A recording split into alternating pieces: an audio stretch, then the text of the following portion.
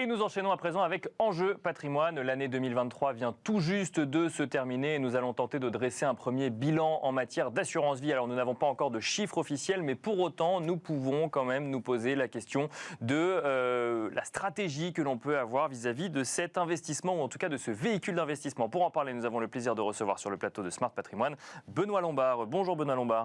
Bonjour Nicolas. Bienvenue sur le plateau Smart Patrimoine. Vous êtes président de Maison Laplace. Alors beaucoup de questions sur l'assurance vie, le niveau de collecte, les bonus peut-être qui seront ou qui ont déjà été réalisés pour bonifier un petit peu les rendements de fin d'année. Mais peut-être avant d'aller sur des questions très investisseurs, un mot sur l'assurance vie au sens large et le cadre que cela offre lorsque l'on veut gérer son patrimoine ou préparer sa succession par exemple. Mais c'est important de le rappeler, parce que l'assurance vie, c'est un véhicule original de placement où vous confiez vos capitaux à l'assureur, à charge pour lui de le fructifier selon deux grandes orientations de gestion. Soit un fonds euro, on va en reparler, bien sûr, soit des unités de compte qui sont elles-mêmes représentatives d'instruments financiers que sont des CPI, des SICAV, des OPC, du prêt d'equity aussi aujourd'hui. Donc tout un tas d'instruments différents, des GMTM également. Donc tout ça pour rappeler le point fondamental, c'est une créance que l'on détient contre un assureur. Je confie mon argent à un assureur à charge pour lui de le faire fructifier selon les orientations de gestion qu'on a définies. Mais c'est bel et bien une créance. C'est-à-dire que je me déleste de capitaux entre les mains de l'assureur. Et s'il fait défaut, eh bien, moi, je ne perdrai mon argent, sauf la garantie, bien évidemment, qui est, à mon sens, un peu illusoire. Est-ce qu'on peut parler d'un cadre protecteur? On lit souvent dans la presse cadre protecteur de l'assurance vie. C'est pourquoi? C'est d'un point de vue fiscal, d'un point de vue protection du patrimoine? Qui est important. Donc, c'est que l'assurance vie est dérogatoire du droit commun. Dérogatoire du droit commun en matière d'impôt sur le revenu. Bien sûr. À la fois, parce que la fiscalité, même s'il y a la flat tax, mais au bout de 8 ans, il y a une petite carotte fiscale, aujourd'hui, quel que soit le montant qu'on y affecte. Dérogatoire en matière de transmission successorale, puisqu'on est en dehors du cadre de dévolution successorale légale. Il est hors la succession. L'article L132-12 et L113 du Code des assurances nous le précisent bien. Dérogatoire aussi parce que les capitaux qui sont placés au sein de l'assurance vie sont insaisissables en tant que tels. Donc on voit qu'il y a un mécanisme original qui est, et je répète une nouvelle fois, dérogatoire du droit commun. Quand vous dites que c'est une créance, ça veut dire qu'on ne peut pas perdre son argent quand on est dans une assurance vie, quand on l'a placé dans une assurance vie, parce que de toute façon, la compagnie d'assurance nous devra cet argent, ou au moins le capital? Sauf si la compagnie d'assurance, elle fait défaut. D'accord, bien sûr. Auquel cas, il y a une protection. Il y a une protection qui est offerte par l'ensemble des assureurs. Donc, il y a un fonds de garantie. Mais ce fonds de garantie, l'assurance vie, 1900 milliards d'euros d'encours, c'est énorme. Donc, mais dans les 1900 milliards d'euros, il est évident que le fonds de garantie ne représente pas du tout ce montant-là. Il représente peut-être même pas, je crois, 3-4 milliards d'euros. Donc ça fonctionne s'il y a une compagnie qui fait défaut. Mais s'il y a un ensemble de compagnies qui fait défaut, il est évident que là, nous sommes en risque systémique en éclatement. Mais on n'est pas à ces niveaux-là. Donc, puisqu'aujourd'hui, les ratios de solvabilité qui sont notés, qui nous permettent de noter, de définir. Parce qu'à l'assurance vie, on rappelle que Solvency 2 a augmenté le ratio de fonds propres nécessaire pour les assureurs. Aujourd'hui, on est à 233% de ratio de solvabilité. C'est-à-dire qu'on est à un peu plus de 2 fois le capital nécessaire pour faire face aux engagements de l'assureur. Donc il n'y a pas de risque zéro, mais c'est plutôt rassurant quand même sur la situation à l'heure actuelle. C'est pas le sujet du jour. Le sujet, c'est un petit peu de tenter de comprendre un petit peu ce qui se joue sur cette année 2023 en matière d'assurance vie. On a pu lire qu'il y avait des risques de décollecte. D'autres disent que non, ça continue à collecter. Qu'est-ce que vous constatez, vous, au quotidien? On n'a pas encore donc, les chiffres définitifs. Je les ai pris chez France Assureur. Bien sûr. Donc, chez France Assureur, on a une collecte positive, donc 127 milliards fin octobre, donc c'est un chiffre que on a, 127 milliards de collecte, et puis 125 milliards de prestations, puisque c'est un véhicule qui a aujourd'hui déjà une dizaine d'années, une quarantaine d'années même, donc quand je dis des dizaines d'années. Et donc il y a des rachats, il y a 2 raisons pour lesquelles les capitaux partent de l'assurance vie. Rachat en cas de vie. Donc, vous décidez de retirer une partie de l'épargne, car vous en avez besoin par ailleurs, ou rachat, donc en cas de décès, donc le bénéfice de l'assurance étant octroyé aux bénéficiaires que vous avez désignés. Et donc, il y a 125 milliards de sorties, 127 milliards de rentrées, donc on voit qu'on a une petite collecte positive de l'ordre de 3 milliards, mais cette collecte, elle est inférieur à ce qu'on avait pu connaître. J'ai regardé en chiffre de 2022, on avait une collecte nette de 8 milliards 4, mais en 2021, on avait 18 milliards de collecte positive. Alors évidemment, il y a aussi le PER qui est arrivé. Bien sûr, qui concurrence quelque part. Et qui fonctionne bien. Donc là, c'est hors véhicule du plan d'épargne retraite qui sont émis par les assureurs. Et on sait qu'il y a un peu plus de 5 millions de nos concitoyens qui ont des PER, formidable instrument pour compléter le besoin que l'on aura lorsqu'on partira à la retraite. Mais donc, une collecte nette, donc, qui est positive. Une collecte nette positive. Pour autant, les fonds en euros. Alors, si on parle des fonds en euros, parce qu'il y a deux stratégies, effectivement. Il y a tout ce qu'on va mettre sur un fonds en euros, avec l'idée que c'est du sans risque ou presque, mais qu'on perdrait une partie de la rentabilité. Je dis ça exprès, parce que c'était l'idée qu'on a eue pendant des années. Et ensuite, l'unité de compte où on allait chercher de la performance. Aujourd'hui, on voit des fonds en euros qui voient des taux bonifiés. Alors, c'est peut-être plus, ça relève peut-être plus de la stratégie commerciale que d'un... Non, mais c'est une réalité aussi. Donc, il faut quand même comprendre que le fonds en euros, c'est un peu plus de 500 milliards dans les 1900 milliards qu'il y a en assurance vie. Donc, c'est quand même une dominante importante, même si la part d'unité de compte augmente d'année en année et dilue corrélativement la part de fonds en euros. Ça représente quand même des montants importants puisque c'est un peu plus de 1400 milliards sur les fonds en euros. Et c'est quoi un fonds en euros? Un fonds en euros, c'est un paquebot. C'est un paquebot qui est géré par l'assureur et qui prend des engagements de long terme. L'assurance vie, c'est sur du long terme. Et donc, l'assureur qui détient dans l'actif garanti, donc par la compagnie, et je rappelle qu'on garantit le capital, on ne garantit pas niveau de performance. Donc l'actif qui est garanti détient à peu près 80% d'obligations, dont un peu moins de la moitié, 45% en obligations corporate et 55% en obligations souveraines. Or, il s'avère que l'année dernière, en 2022, enfin là, on est en 2024, début d'année, donc en 2022, on a eu le plus fort crack obligataire depuis 1874. Bien sûr. Alors pourquoi ça n'a pas eu d'incidence dans le fonds garanti? Parce que l'assureur n'est pas en mark-to-market, il est en mark-to-model. Il n'a pas besoin de constater dans ses livres la dépréciation à l'instant T de l'obligation sous-jacente qui est inscrite dans cet actif garanti. C'est la raison pour laquelle il n'a pas de contre-performance sur le marché obligataire, puisque si jamais en 2022 on avait un moins 14, moins 15 sur le marché obligataire, eh bien on devrait avec 80% d'obligations avoir un moins 10 à moins 11. Parce qu'il a acheté des obligations avant 2022 qui auraient pu voir leur valorisation baisser, mais comme effectivement elles ne sont pas arrivées à échéance, il n'a pas besoin de le constater dans ses livres. La dépréciation de la valeur. Quand vous achetez, rappelez-vous, en 2013-2022, on a mis 9 ans pour passer de 3% à 0. Bien sûr. Et puis en 2022, depuis avril 2022, et si on ne raisonne que sur la période 2022, on a mis 9 mois pour passer de 0 à 3%. Bien sûr. Donc on voit une asymétrie parfaite entre la baisse des taux lente et la forte progression du marché obligataire qui a amené le crack que nous avons connu.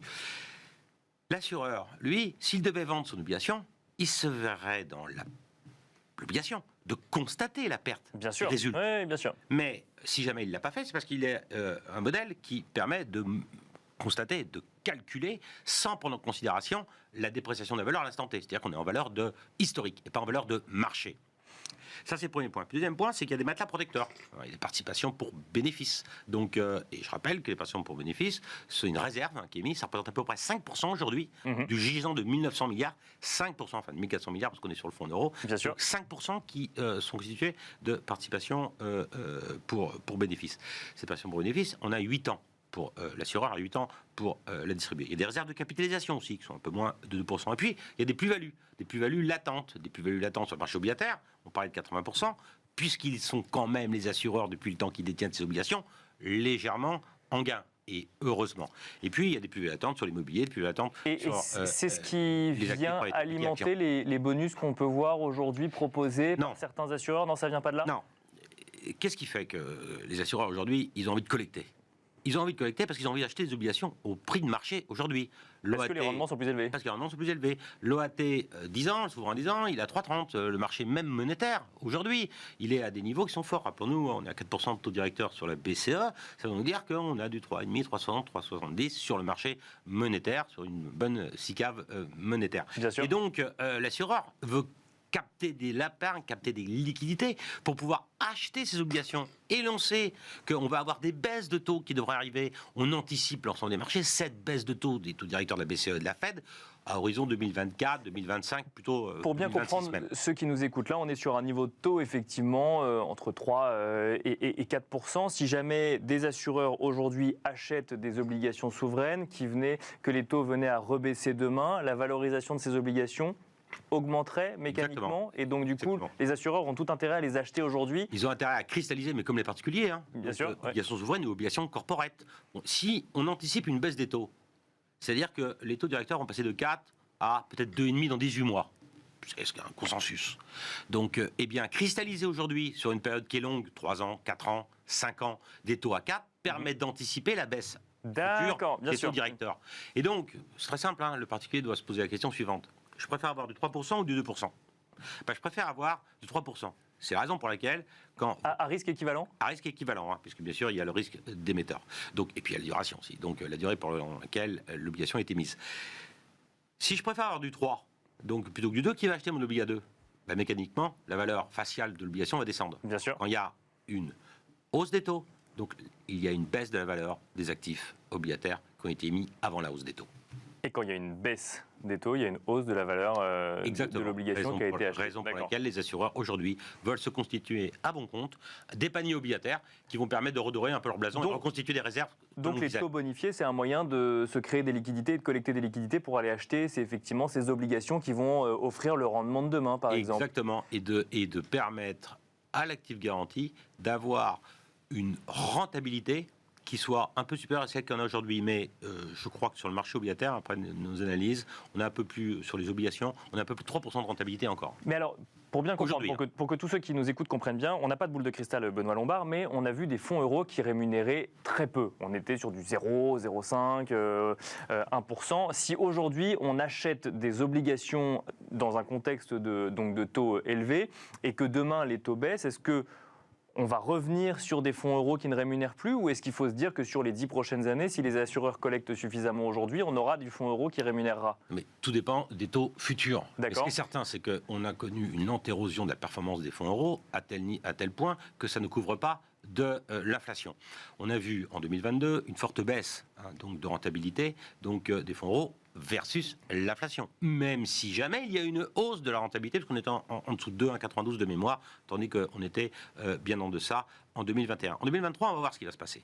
Qu'est-ce que vont faire les assureurs ? Les assureurs, ils vont puiser dans leurs réserves. Les réserves globales, participation pour excédent, participation pour bénéfice, plus-value latente, réserve de capitalisation, c'était à peu près 14% fin 2021. Fin 2022, on était à un peu plus de 11%. Bien sûr. Oui. Donc une baisse de 22% du stock des réserves. Qu'est-ce qui va se passer en 2023 ? On attend le résultat des assureurs pour essayer de juguler la baisse relative de leur portefeuille. Ils vont puiser dans leurs réserves pour avoir un taux de fonds euros compétitif. Mais ils ne pourront pas le faire encore pendant 4-5 ans parce qu'il n'y a plus à avoir de réserve après. Donc ils ont besoin de reconstituer aujourd'hui un gisant de réserve, raison pour laquelle ils offrent un bonus. Rapidement, sur les unités de compte, est-ce qu'il y a des stratégies particulières aujourd'hui sur l'assurance vie où ça dépend vraiment de son profil de risque ou son profil d'investisseur ? Pour moi, mieux qu'un fonds en euros, constituer un panier d'obligations corporate, vous allez avoir la rentabilité que ne veut pas vous donner le fonds euro pour le même niveau de risque, voire même un risque inférieur. D'accord. Là, ce n'est pas garanti par l'assureur, mais c'est bel et bien le gérant de l'unité de compte qui doit essayer d'être un peu plus malin que l'assureur dans le cadre de son fonds euro qui est sur un horizon long terme. Constituez-vous un panier d'obligations corporate, vous allez avoir une rentabilité sur des investment grade, vous êtes autour de 4,5-5, sur du high yield, 6,5-7, c'est plus risqué, un peu plus risqué, ouais. 6,5-7 sur un panier diversifié. Et là, on va avoir une rentabilité qui n'a rien à voir avec celle du fonds euro. On peut aussi regarder l'immobilier, puisqu'il y a une forte baisse. Et là, les SCPI n'ont pas descendu, n'ont pas eu la dégringolade la plus élevée, en tout cas pas celle qui est en phase avec le marché. Il y a des SCPI qui sont très bien comportés. Regardons aussi bien sûr le marché action sur du long terme. Et puis le private equity, toujours qu'on peut loger au sein des véhicules assurantiels, qui s'y prêtent bien, puisque c'est un investissement par hypothèse et par définition sur du long terme. Là, pour le coup, oui, c'est ça ce que j'allais dire. On est quand même sur du long terme, sur des investissements de long terme. Il faut l'avoir en tête, même si effectivement on peut faire des retraits sur son assurance vie. Si on va vers du private equity ou autre, il faut garder sur le long terme ce type d'investissement. Mais on peut, sur des contrats d'assurance vie moderne, choisir, sélectionner le fonds qu'on va désinvestir. Dès l'instant, on a besoin de liquidité. Si vous avez besoin de 100%, il est évident que cette question ne se pose pas. Si vous avez besoin de 10%, mettez vos 10% sur du fonds euro ou une sécurité monétaire. Une sécurité monétaire, c'est pas idiot. Une sécurité monétaire, ça donne une rentabilité qui est supérieure à celle qu'on devrait avoir sur la moyenne des fonds garantis au titre de 2023. La sécurité monétaire offre un bon rendement aujourd'hui. Peut-être pas idiot, mais on cristallise pas le taux là. Merci beaucoup Benoît Lombard de nous avoir accompagnés dans Smart Patrimoine. Je rappelle que vous êtes président de Maison Laplace. Merci beaucoup. Et quant à nous, on se retrouve dans l'œil du CGP.